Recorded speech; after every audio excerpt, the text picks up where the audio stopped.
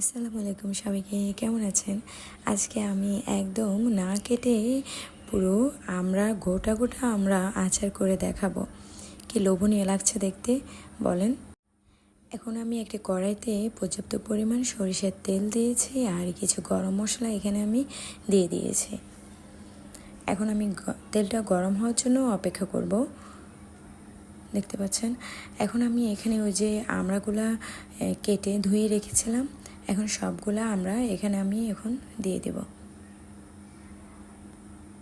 এখানে এখন আমি পরিমাণ মতো গুড় আর দিয়ে দিলাম এখানে সরিষা বাটা, দিয়ে দিলাম 1 টেবিল চামচ লবণ আর দিয়ে দেব এখানে পরিমাণ মতো চিনি। আমি এখানে পর্যাপ্ত পরিমাণ চিনি দিয়ে দিয়েছি আর এখানে কালারটা সুন্দর হওয়ার জন্য এখানে আমি কিছু গুড় ইউজ করেছি।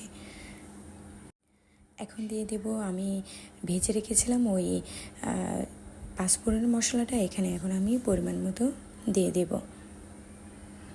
দেখতে পাচ্ছেন আমি এখানে দিয়ে দিচ্ছি এখন চিলি ফ্লেক্স 1 চা চামচ আর দিয়ে দেব এখানে লাল মরিচের গুঁড়ো আর দিয়ে আমি এখন ভালো করে নেড়েচেড়ে মশলাগুলো মিক্স করে নেব।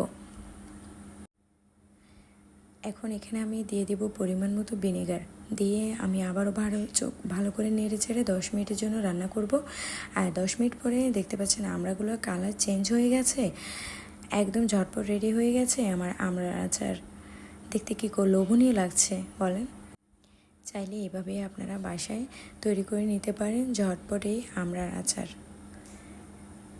দেখতে যতটা না লোভনীয় লাগছে, খেতে অনেকটাই মজা হয়েছে। অনেকে বলে আমড়ার আচার নাকি করলে তিতো হয়, আর এভাবে যদি আপনারা গুড় এবং চিনি মিক্স করে দিয়ে করেন তাহলে তিতো হবে না। ভালো থাকবে সবাই, আল্লাহ হাফেজ।